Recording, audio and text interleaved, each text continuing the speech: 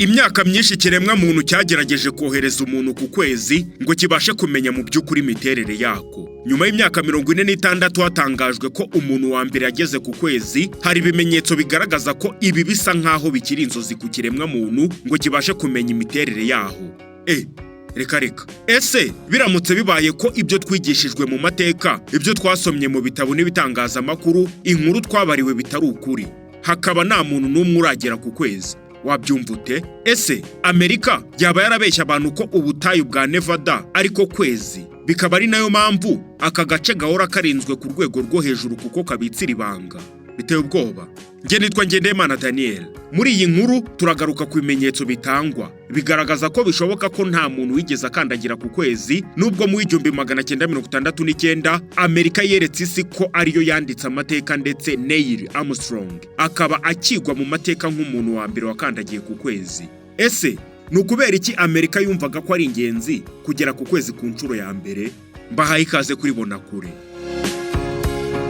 Mu myaka y'1950 Leta Zunze Ubumwe za Amerika zari mu ntambara yiswe iy'ubutita. Hagati yazo n'icyari Leta Zunze Ubumwe z'Abasoviyete. Ibi bihangange byombi byarwaniraga kubasha kwigarurira isi no kuyitegeka. Uko niko Sputnik 1, satelite ya mbere yoherejwe mu kirere. Byavugwaga ko uruhande ruzabasha kugenzura ikirere ari rwo ruzaba rutsinze intambara y'ubutita. Urwo rukaba rwari kuba uruhande rwari kugera bwa mbere ku kwezi. Ku itariki ya 5 Ukwakira 1957 nibwo Leta Zunze Ubumwe z'Abasoviyete zakoze amateka, zohereza Sputnik 1, satelite yabaye ya mbere koherezwa mu kirere. Kuri Amerika kwari ugutsindwa gukomeye, maze ku itariki ya mbere Gashyantare 1958 nayo yohereza mu kirere satelite yayo ya mbere, Explorer 1, ariko yo yari no ugereranyije n'iy'Abarusiya bohereje. Ikindi kimenyetso cyagaragazaga ko Amerika yari ikiri inyuma. Ku itariki ya 29 Nyakanga 1958 Perezida wa Leta Zunze Ubumwe za Amerika muri icyo gihe,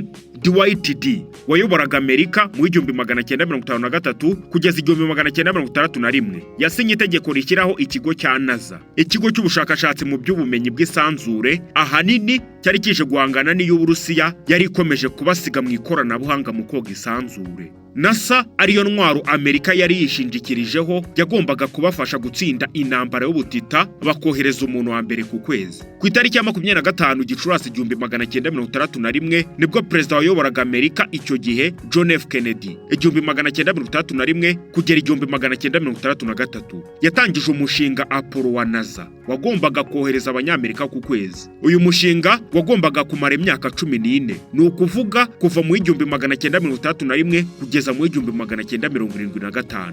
Urabyumva? Nubwo NASA yari imaje gushingwa, ariko Abasoviyete bakomeje kurusha Amerika kwesa uduhigo mu kogoga ikirere. Ku itariki ya 16 kugeza ku 19 Kamena 1963 nibwo Leta Zunze Ubumwe z'Abasoviyete zaciye akandi gahigo ko kohereza umugore wa mbere mu isanzure. Uwo yari Valentina. Ku itariki ya 16 Nyakanga 1969 nibwo icyogajuru Saturn V cyangwa icyogajuru Saturn 5 cyarimo Neil Armstrong, Buzz Aldrin na Michael Collins cyahagurutse kuri Cape Kennedy, ubu yahindutse Cape Canaveral. Cyahagurutse muri leta ya Florida cyerekeje mu birometero 400 aho Kwezi guherereye uvuye ku isi. Ku itariki ya 20 Nyakanga 1969 ku isaha ya 2:17 z'ijoro nibwo igo yoherejwe mu butumwa bwiswe Apollo 11 yageze ku kwezi, ndetse Neil Armstrong wari uyoboye abandi amenyesha abari ku butaka ko bagezeho kandi neza. Ku isaha ya 8:56 n'amasegonda 48 n'ikirenge cy'ibumoso, Neil Armstrong wari ufite imyaka 38 yakandagiye ku butaka bw'ukwezi. Aya mateka adasanzwe yari ari gukurikirwa n'abasaga miliyoni 2 kuri televiziyo nk'uko urubuga rwa NASA rubitangaza. Agikandagira ku kwezi, Neil Armstrong yagize ati, "That's one small step for man, one giant leap for mankind." Tugenekeje mu Kinyarwanda yagiraga ati, "Ni intambwe ntoya ku muntu, ariko ni intambwe nini cyane ku kiremwa muntu." Iyi kipe yagarutse ku isi ku itariki ya 24 Nyakanga 1969 bakirwa na Perezida wayoboraga Amerika, Richard Nixon. Kuri Amerika cyari igitego gikomeye ku Basoviyete, ndetse ikaba intsinzi ikomeye mu ntambara y'ubutita. Uwakoze mu mushinga wa Apollo niwe wabaye wa mbere mu gutangaza ko Amerika yabeshye. Urabyumva? Ese byaje kugenda bite? William Charles Kaysing wamenyekanye cyane ku izina rya Bill Kaysing yari umwanditsi mu bigendanye na tekinike. Ni umwe mu babaye abambere mu gukora ubushakashatsi ku cyo yise Ikinyoma. Yatangaje ko mu myaka y'1960 hari ibibazo byatumye abanyamerika benshi batangira kuvuga ko batazigera babasha kujya ku kwezi. Kubwe amahirwe y'uko hari kugira umuntu ujya ku kwezi akagaruka ari muzima yari 0.0017%. Mu yandi magambo ntibyashobokaga. Uyu mugabo akomeza avuga ko icyogajuru Saturne cya gatanu cyangwa V koko cyahagurutse muri Amerika, ariko ahakana ko kitigeze kijya ku kwezi, ahubwo ko abari bakirimo batigeze barenga isi, ndetse ahamya ko ibyakozwe ari amashusho yafatiwe mu gace k'ibanga ariko zone 51 gaherereye mu butayu bwa Nevada. Ariko mbere yuko nkomeza iyo nkuru dukomeza dusesengura ibijyanye na Amerika nimba koko yaragiye ku kwezi, reka mbanze mwubwire ibijyanye n'ako gace ka zone 51 gaherereye mu butayu bwa Nevada, aho uwo mushakashatsi avuga ko Amerika yagiye igatereka icyo cyogajuru bakabeshyaho ko bakandagiye ku kwezi. Reka tubyumve nabyo. Zone 51 ni agace kavugwaho byinshi, amayobera kubihabera, amabanga ahanitse ya Leta Zunze Ubumwe za Amerika habitse, ikoranabuhanga rihambaye bivugwa ko ryazanywe n'ibivejuru. Aka gace gafite amazina menshi anyuranye harimo Paradise Ranch, Dreamland, Groom Lake, Air Force Flight Test n'andi atandukanye. Ariko irizwi cyane ni zone 51 iherereye muri Leta Zunze Ubumwe za Amerika ku birometero 190 by'amajyaruguru akiri uburengerazuba bwa Los Angeles, aho ni mu butayu bwa Nevada. Nubwo aka gace kagizwe n'imisozi, ibibaya ndetse n'ibindi, igitangaje nuko ku ikarita nta kintu na kimwe kigaragaza ibihari. Urabyumva? Ku ikarita y'isi ngiyi tubona ntabwo wayishakishaho ngo ubone zone 51. Mu yandi magambo ako gace ni ibanga rikomeye cyane ku banyamerika. Muri aka gace ku buso bungana n'ubw'igihugu cy'Ubusuwisi, ni ukuvuga kilometero 241 na 245. Ibikorwa byose bya muntu byarahavanywe. Ni agace k'ibanga nk'uko nabikubwiye. Nk'uko ikinyamakuru Panorama kibitangaza ngo aka gace kaba karashyizweho na Truman wahoze ayobora Leta Zunze Ubumwe za Amerika mu myaka y'1950. Izina zone 51 ngo rikomoka ku kuba aka gace karashinzwe muri imyaka ya za 50. Kashyizweho ngo hajye hasuzumirwa intwaro n'ibindi bikoresho bya gisirikare bikoranye ubuhanga buhanitse mu ibanga rihambaye. Zone 51 yubatswe hafi y'ikiyaga cya Kamye, kakaba ariko gace kasuzumiwemo indege zihambaye mu butasi zo mu bwoko bwa U2. Izo zaje gukurikirwa n'izindi kabuhariwe arizo A12 zaje guhindurirwa izina zitwa CR72 cyangwa Blackbird. Izo ndege murazizi. Abatemera ko umuntu wa mbere yagiye ku kwezi ku itariki ya 20 z'ukwezi kwa 7/1969 bahamya ko uburinzi buba muri zone 51 aribwo Amerika yifashishije. Bafatira amafoto muri ubu butayu agaragaza ko Neil Armstrong ari we wageze bwa mbere ku kwezi. Kuva mu 1955 kugeza mu 1970 aka gace kagenzurwaga n'inzego z'ubutasi za Amerika, Central Intelligence Agency. Icyo twakwita imipaka ya zone 51 izengurutswe n'ibimenyetso bitanga gasopo, harimo ko bitemewe gufotora, ibindi bimenyesha ko mu gihe urenze ku mabwiriza yanditse abaharinda bashobora no gukoresha intwaro zica. Mu yandi magambo, ukikoza muri zone 51 nubwo nazo uburyo waba wahageze ugashaka gufotora, wigize umupaparazi, bakurasa ubundi Amerika ikazabikwirega nyuma. Urabyumva? Urebeye zone 51 mu ndege ubona ari agace katari kanini, ariko umubare munini w'abakozi bajyanwayo buri munsi niwo watumye abashakashatsi bemeza ko ako gace kagizwe n'igice kinini cyo mu butaka, ndetse imirimo myinshi ikaba ari hikorerwa. Mu yandi magambo, ako gace ushobora kukareba hejuru ukabona n'ubutayu, ariko munsi harimo ikintu bita ubuvumo. Ubwo buvumo burahambaye cyane. Ibaze ko ngo buri mwaka abantu boherezwayo ntabwo babarika. Abakozi bagera mu majana burizwa indege buri munsi bakuwe ku kibuga mpuzamahanga cya MC muri Las Vegas bakajyanwa muri zone 51, batwawe mu ndege zo mu bwoko bwa Boeing 737 Ace cyangwa 727 Ace. Izo ndege mama yangu, iyo ndege ni nini cyane mwabantu mwe. Ibi ngo bikorwa inshuro zigera ku 10 ku munsi. Iyo iyi ndege igeze mu kirere cya zone 51 ikoresha ijambo Janet rikurikiwe n'imibare 3 kugira ngo igaragaze ko ari imwe mu zigomba kuza muri aka gace. Mu yandi magambo, iyo ngiyo ni sinyari nyine bakoresha, kubera yuko ubwo hageze indi ndege ihanyura nitanga iyo sinyari umunyamerika yayirasada.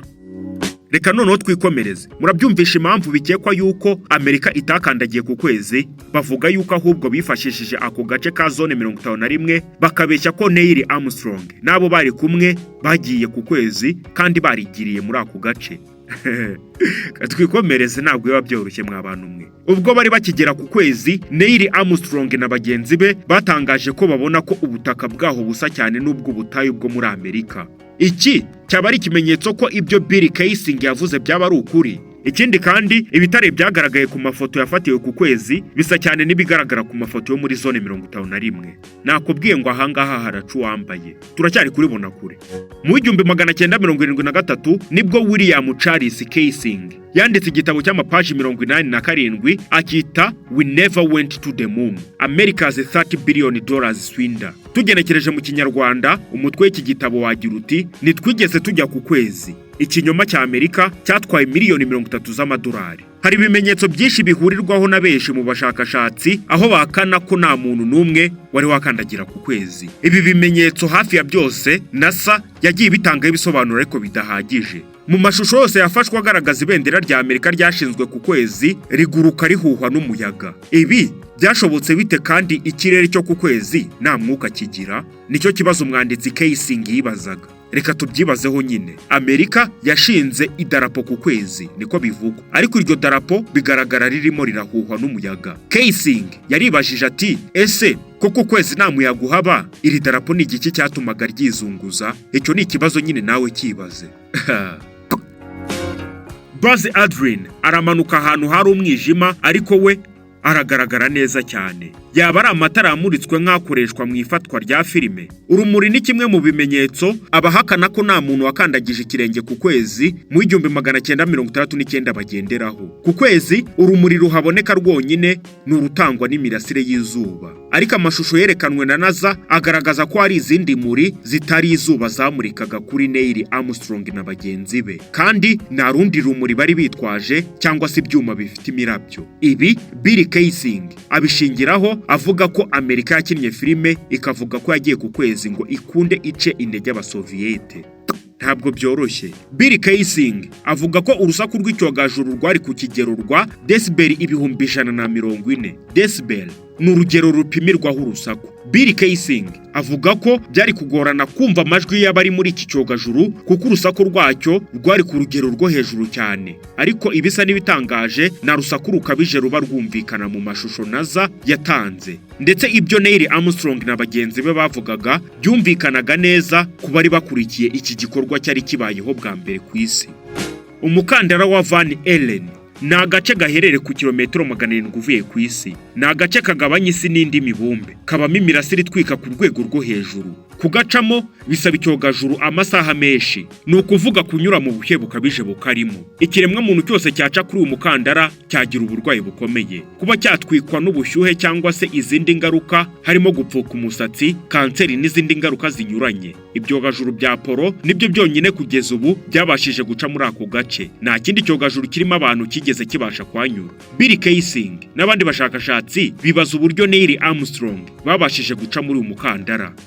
Biracyakomeye. Icyogajuru cyananiwe guca ikinogo, umuntu ufite ibiro bitagera kuri 30 akandagiza ikirenge kiragaragara. Icyo ni ikibazo nyine. Ku kwezi rukuruzi yaho iri munsi ya rukuruzi y'isi. Umuntu aramutse agiye ku kwezi apima ibiro 80 yambaye ya myambaro yabugenewe ipima ibiro 40 agira ibiro 120. Kubera rukuruzi yo ku kwezi ni ukuvuga ko ibiro by'uwo muntu bigabanuka inshuro 6 ku byo yari afite. Ni ukuvuga ko yapima ibiro 20 ari ku butaka bw'ukwezi. Bityo ikirenge cya Buzz Aldrin ubwo yakandagiraga ku kwezi mu 1969 cyaragaragaye. Benshi babyibazaho ukuntu icyogajuru cyageze ku kwezi kikahagwa ntihagire impinduka iba ku butaka. Umuntu we yahakandagira ikirenge cye kikishushanya. Grissom n'abandi bagenzi be bivuga ko bishwe kubwo kumenya ukuri. Urabyumva? Ku itariki ya 27 Mutarama 1967 ibyo yavuze niwe byabayeho. We na bagenzi be babiri, Edward White wa kabiri na Roger Sheffer, bahiriye mu cyogajuru cya Apollo 1 kitarahaguruka. Mbere y'uko iki cyogajuru gifatwa n'inkongi, Gaze yumvikanye avugana na bagenzi be bari gusigara ku butaka ntibamwumva. Abandi bamusubije ko batari kumwumva. maze nawe yumvikana yitonganya ati niba tutabasha kumvikana ni gute tuzabasha kugera ku kwezi? Gisi Grissom, Edward White na Roger Chafer bahiriye mu cyogajuru mbere uko gihaguruka. Bivugwa ko bazize kumenya ukuri. Ku itariki ya 21 ukwezi kwa kane 1937, Thomas Ronaldo Ballon wari umugenzuzi mu bwubatsi mu mushinga wa Apollo 1 yabwiye leta ya Amerika ko uyu mushinga wari ufite ibibazo ku buryo nta munyamerika uzigera ubasha kugera ku kwezi. Ibi yabivugiye imbere y'inteko ishinga amategeko, ndetse agaragaza icyegeranyo cy'amapaji 100 y'ubushakashatsi yari yakoze. Nyuma y'icyumweru atanze ubuhamya, Ballon yapfiriye mu mpanuka y'imodoka apfana n'umugore we. Kuva icyo gihe raporo ye yaburiwe irengero mu buryo butazwi. Hagati y'1964 n'1967, abahanga mu by'isanzure bakoreraga NASA nibura 10 bapfiriye mu mpanuka zidasobanutse. Ni ukuvuga nibura 15 by'abastronaute ba NASA. Te ubwoba ku cyabo bose bakomeje gupfa, na Amerika yabikizaga ngo badatangaza ukuri. Icyo ni ikibazo wakibaza, ntabwo turi kubihamya. Bill Kaysing ahamya ko kuba abo bose barapfuye ari abantu bari bazi neza uyu mushinga wo kujya ku kwezi kurusha abandi bakozi bose bakoreraga NASA. Bwari uburyo bwo gukumira ko bari kumena ibanga. Umva impamvu. Ubajije abantu benshi kukubwira umubare w'abantu bakandagiye ku kwezi cyangwa amazina yabo, abenshi bazakubwira ko Neil Armstrong na Buzz Aldrin aribo bahakandagiye. Kuva ku itariki ya 20 Nyakanga 1969 kugeza ku itariki ya 11 Ukuboza 1972, Abanyamerika 12 nibo bagiye ku kwezi kuva ku mushinga wa Apollo 11 kugeza kuri Apollo 17. Ikindi kibazwa na benshi ni impamvu Abanyamerika batigeze basubira ku kwezi nyuma y'1972, kandi ari bw'iterambere n'ubuhanga byiyongereyeho. Nta kindi gihugu gikomeye mu ikoranabuhanga rigendanye n'isanzure kigeze kibasha kugera ku kwezi. Kuki ari Abanyamerika gusa babashije kujya ku kwezi, Uburusiya n'ibindi bihugu bikomeye byananiwe kujyayo? Ibi n'ibindi bibazo wakwibaza ni ikindi kimenyetso gikomeye ku bavuga ko Amerika itigeze igera ku kwezi. Ko baba batwemeje. Ku myaka 82, tariki ya 28 z'ukwezi kwa 8 2012, Neil Armstrong, uzi ukuri ku bwa byose, yaratabarutse. Amerika yagiye ku kwezi amamiliyari y'abantu abihanze amaso. Byandikwa mu bitabo, byigishwa mu mashuri n'ahandi hashoboka. Kuba ikimenyetso by'uko byaba ari ikinyoma bikomeza kwiyongera. Naza kubita bitangira ibisobanuro bifatika ni kimwe mu bituma uku kujya ku kwezi gukomeza gushidikanywaho. Gusa nanone mu minsi yashize twagiye tubona ibyogajuru bigiye bitandukanye bisigaye bizamuka mu isanzure. Bona kure irimo iragutegurira iyi nkuru yibanze ku kuba niba koko barakandagiye ku isanzure. Ibyo ngibyo twumvishe icyo abashakashatsi babivugaho, ndetse n'inyandiko zitandukanye icyo zibivugaho. Nge nitwa Ngendahimana Daniel. Iyi ni Bona kure, muhorane amahoro.